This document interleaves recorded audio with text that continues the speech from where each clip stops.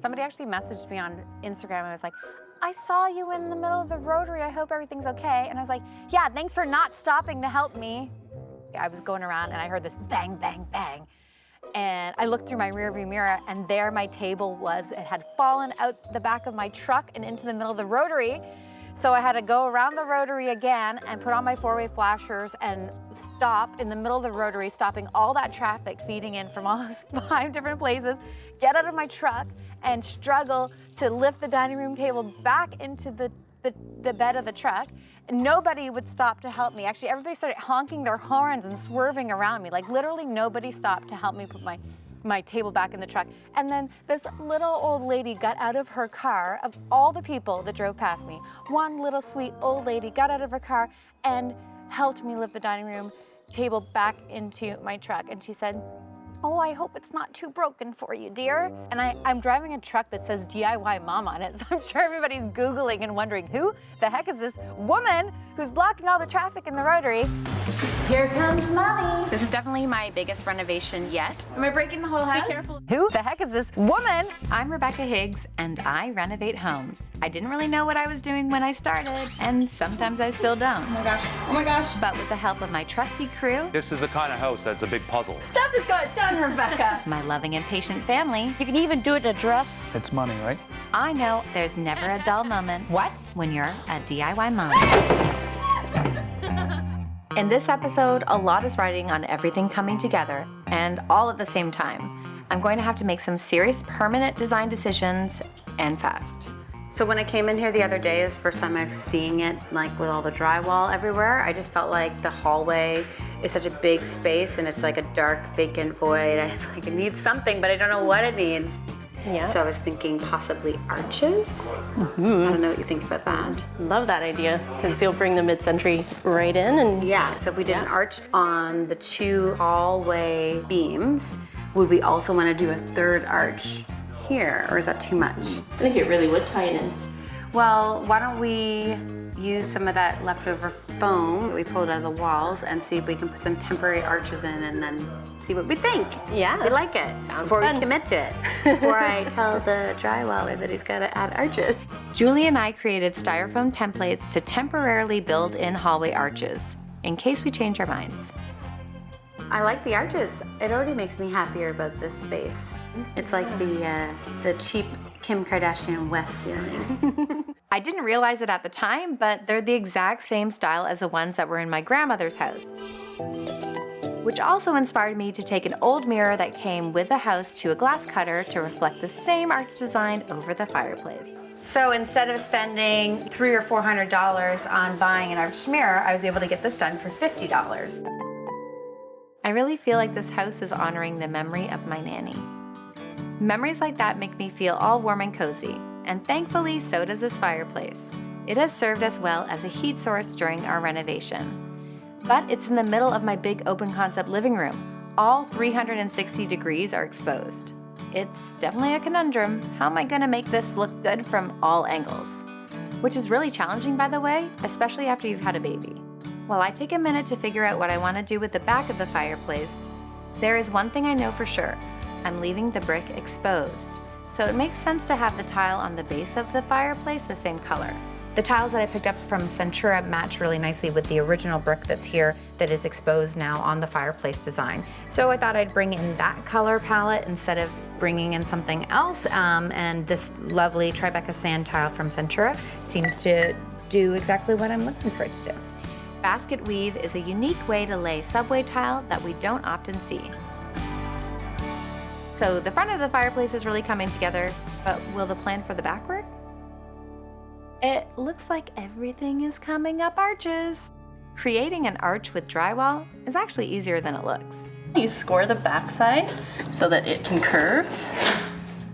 We've made some progress on the back of the fireplace arch.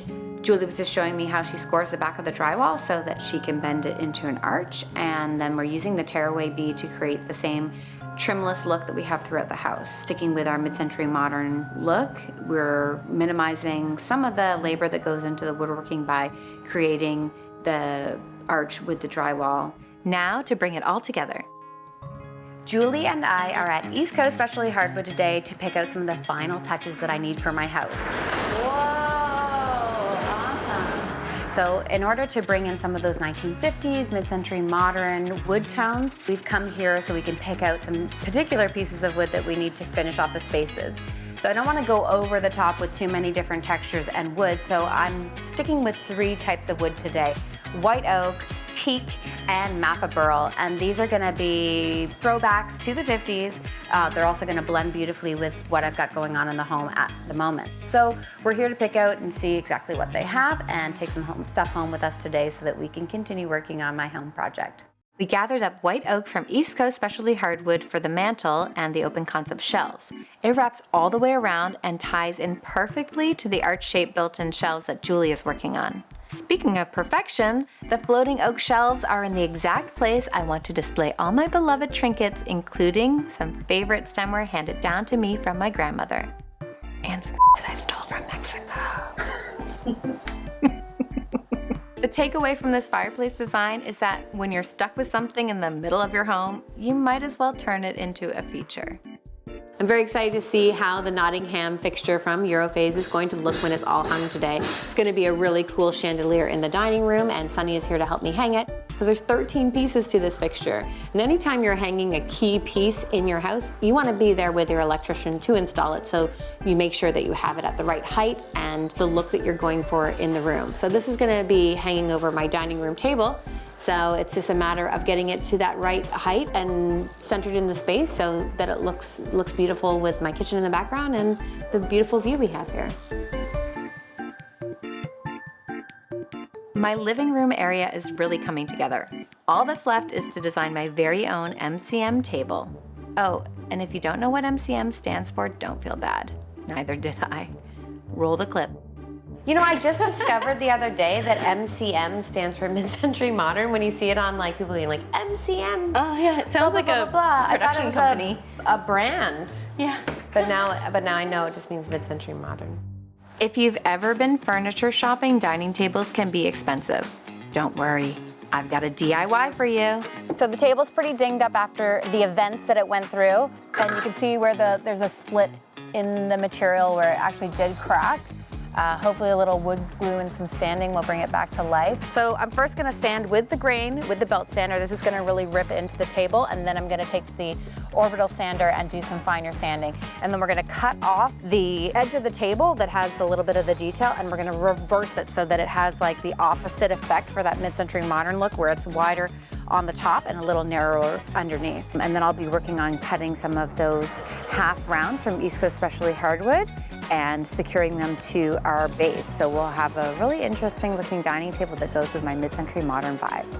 What is the base of the table? Like, what'd you say? You said it was a racetrack? Oh yeah. And I said it's a ribbed, we're gonna do a ribbed racetrack leg on the bottom.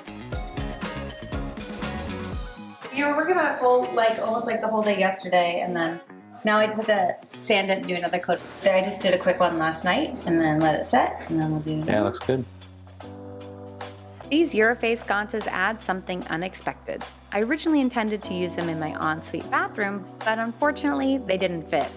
When I put them above the fireplace, they took on a whole new meaning. It was like they were meant to be there in this space. What a great reminder that sometimes things don't work out for a reason, because look how great it worked out in the end. So now I've got floors to walk on, a table to eat at, and a fireplace to curl up by. What else could I need? Hopefully an indoor toilet, because it's way too cold outside to be peeing in a porta potty anymore. So I'm over that. I need an interior toilet.